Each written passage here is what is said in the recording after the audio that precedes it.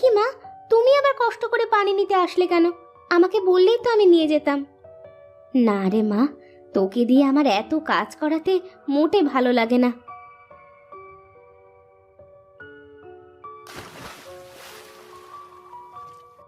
মা, আমার তো কাজ করতে কোনো কষ্ট হয় না, তুমি খালি খালি এমনটা ভাবো। আমি সবই বুঝি রে মা, তুই কত ভালো। আর তোর বোন দুটো হয়েছে বদের হাড্ডি, বাড়িতে এক কুড়ো কাজ করে দেওয়ার কোনো নাম নেই, সারাক্ষণ দুজনে ঝগড়াঝাটি করতে থাকে। দেখবে মা, একদিন ওরা ওদের ভুল বুঝতে পারবে। তুমি যাও মা, বাড়ির মধ্যে যাও, আমি আসতেছি।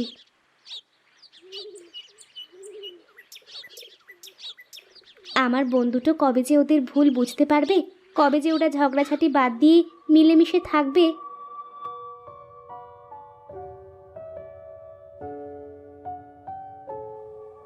এই মিতু, এই ঋতু, ওঠ, অনেক বেলা হয়ে গেছে, মা কিন্তু বকবে তোদের। রোজ রোজ সকালেই তোর কি কোনো কাজ থাকে না? দিলি তো এত সুন্দর ঘুমটা নষ্ট করে। সারা রাত ঘুমিয়েও তোদের হয় না? সকাল করে কেউ ঘুমিয়ে থাকে নাকি? ও কি করে বুঝবে শহরের মানুষের লাইফস্টাইল? ও কি কখনো শহরে গেছে না থেকেছে? আমারও তো জানা লাগবে না, তবে গ্রামে থাকলে গ্রামের মানুষের মতোই থাকতে হবে। সকাল সকাল জ্ঞান দিস না তো, তুই তোর কাজে যা। হ্যাঁ, আমার তো অনেক কাজ, ব্যাস তোদের ডাকতে আসলাম, এখন আমি যাই।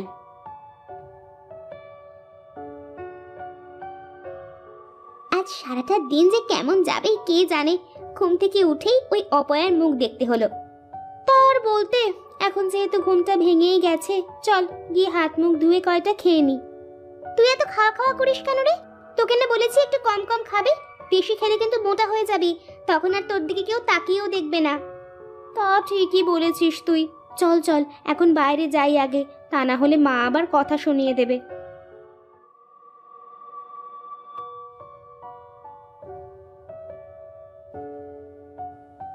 এভাবে বেলা করে শুয়ে থাকলে যে শরীর খারাপ করবে, তাছাড়া একটু বাড়ির কাজ কামে তো সাহায্য করতে পারিস তোরা। আমরা কেন কাজ করব? তোমাকে সাহায্য করার জন্য তো নিতু রয়েছে, ও তো সব কাজ পারে। নিতু তো সব কাজ পারে, আমাকে ঘরের কাজে সাহায্য করে, কিন্তু তোরা তোরা তো শুধু বসে বসে খাস আর রূপচর্চা করিস।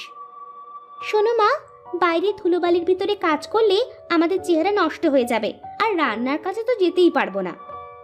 বলি, কাজ কাম না শিখলে বিয়ের পরে শ্বশুর বাড়িতে গিয়ে কথা শুনতে হবে যে। কি যে বলো মা, আমাদের কি আর যে সে ঘরে বিয়ে হবে? দেখো, আমাদের বিয়ে করার জন্য রাজা বাদশার ছেলেরা সম্বন্ধ নিয়ে আসবে। হ্যাঁ মা, আর 4-5টা কাজের লোক থাকবে, আমাদের কোনো কাজ করতে হবে না। তোদের এই অহংকারের কারণেই না তোদের কপালে কষ্ট চলে আসে। বাজে বকো না তো মা, এখন খাচ্ছি, একটু শান্তিতে দুমুঠ খেতে দাও তো। আহ মা, এখন এসব কথা না বললে কি তোমার হতো না? চুপ করো, ওদের খেতে দাও। আর হ্যাঁ, ওরা কেন কাজ করবে? আমি তো তোমার সব কাজ করে দিই। থাক, আর আমাদের হয়ে সাফাই গাইতে হবে না, তুমি আগুনে ঘি ঢালার লোক। চল মিতু, আমার খাওয়া শেষ।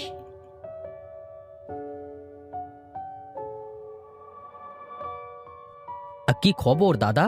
দিনকাল কেমন চলছে তোমার? আর দিনকাল, বাড়িতে কোনো মেয়ে মানুষ নেই, ছেলেটা শুধু বোঁ বোঁ করে ঘুরে বেড়ায়, কাজ কামে মন নেই এক ফোঁটা। আমার এত বড় ব্যবসা সামলাবে তা না, বন্ধু বান্ধব নিয়ে খালি আড্ডাবাজি করে বেড়ায়, হতচ্ছাড়া। তা ধরে পারে একটা বিয়ে দিয়ে দাও না কেন? বিয়ে তো আর আমি করব না, বিয়ে করবে ছেলে। তা ও যদি রাজি না হয়, তাহলে আমি আর কিভাবে বিয়ে দেব? ও আচ্ছা, তাহলে এই ব্যাপার।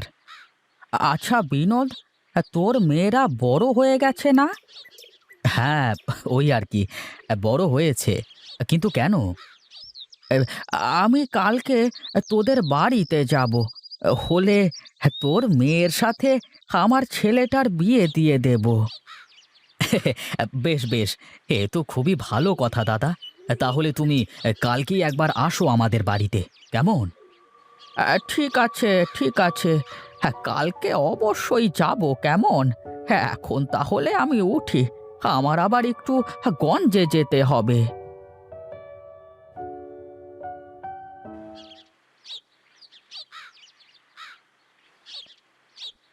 তুমি চলে এসেছো বাবা?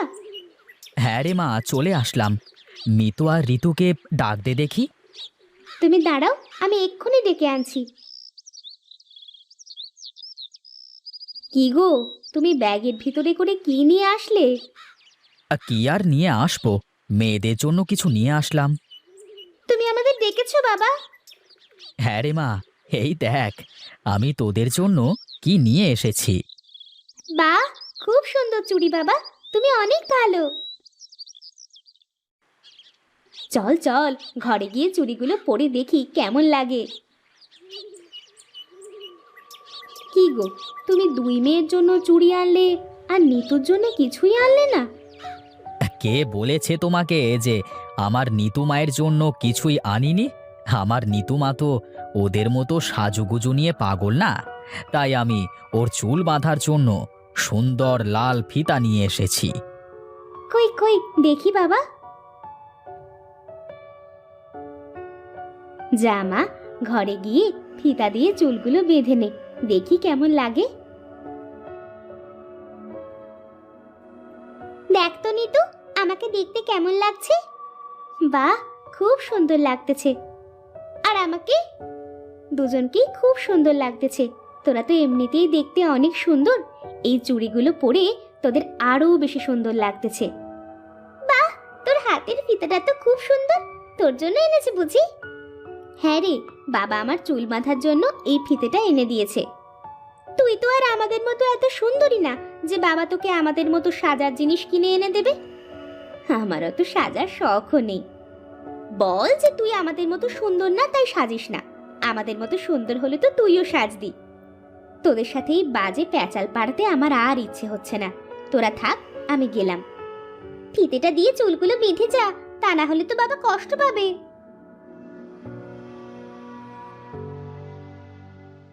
আজ আমার চেহারা সুন্দর না বলে ওরা আমার সাথে এমন করে, কেন যে আমি এমন হলাম?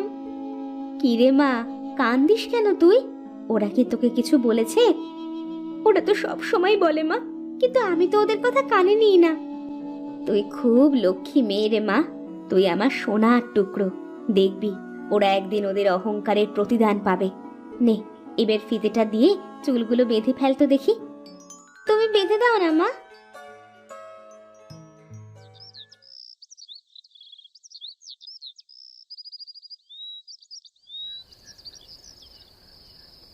কিরে নিতু, নিবি নাকি একটু ক্রিম মুখে? না না, আমার ওসব লাগবে না, তোরাই নে। আহারে, এত করে বলছেও, নে না আজকের মতো। না, সারা জীবন কিছু নিলাম না, একদিন নিয়ে আর কি হবে? না নিলে বুঝবি কি করে যে কি হয় আর কি না হয়? তাছাড়া তুই তো আমাদেরই বোন, তোকে এরকম দেখতে আমাদের আর ভালো লাগে না। এত করে যখন বলছিস তাহলে ঠিক আছে, আজকে একটু নিয়েই দেখি। আমার অনেক ঘুম পাচ্ছে রে, এখন শুয়ে পড়ি।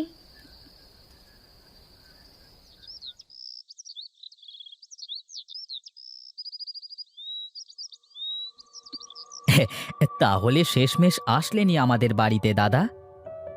কি আর করব, যে করি হোক ছেলেটাকে এবার বিয়ে দিতেই হবে। চাটা কেমন হয়েছে দাদা? হুম, খুব সুন্দর হয়েছে। কতদিন এরকম চা খাইনে। সেই যে গিন্নি চলে গেল, তারপর থেকে বাড়িটা কেমন যেন ফাঁকা ফাঁকা লাগে। গিন্নি, যাও যাও, তুমি ঘরের ভেতরে গিয়ে মেয়েদের নিয়ে আসো। হ্যাঁ হ্যাঁ, আমি এক্ষুনি যাচ্ছি।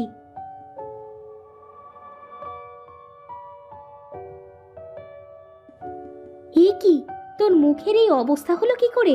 মুখে কি মেখেছিস? মা, কাল রাতে ওরা জোর করে আমাকে একটা ক্রিম মাখিয়ে দিয়েছে, ওরাও মেখেছিল, কিন্তু আমার কেমন যেন লাগতেছিল, তাই রাতেই মুখ ধুয়ে ফেলি। দেখেছিস তো বেশি রূপচর্চা করতে গেলে কি হয়। এখন আমি ওনাকে কি বলবো? মা, আমরা আমাদের ভুল বুঝতে পেরেছি, তুমি নিতুকে সাথে করে নিয়ে যাও। হ্যাঁ মা, আমরা আমাদের এই কুৎসিত চেহারা নিয়ে মানুষের সামনে যেতে চাই নে, তুমি নিতুকেই সাথে করে নিয়ে যাও। দেখো নিতুকে কত সুন্দর লাগতেছে। নিতু সব সময় সুন্দর, তোরা তো তোদের এই চোখ দিয়ে কখনো দেখিসনি ওকে।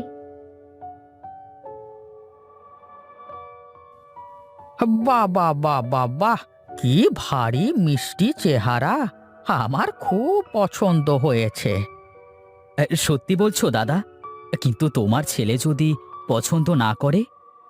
আরে, ছেলের বাপ যখন পছন্দ করেছে, ছেলে কেন পছন্দ করবে না? আলবাত করবে। তুই বিয়ের আয়োজন কর, একটা শুভ দিনক্ষণ দেখে, কেমন? ঠিক আছে দাদা, তাই হোক। তা মা, তুমি সব রান্না বান্না কাজ কাম ঠিকঠাক করে পারো তো? তার বলতে দাদা, বাড়ির সব কাজ তো প্রায় ওই করে। আমাকে সব কাজে সাহায্য করে, আমি ওকে সব কাজ শিখিয়েছি। হ্যাঁ, বাহ বাহ বাহ বাহ বাহ। তাহলে এখন আমি চলি, হ্যাঁ? খুব তাড়াতাড়ি আবার দেখা হবে।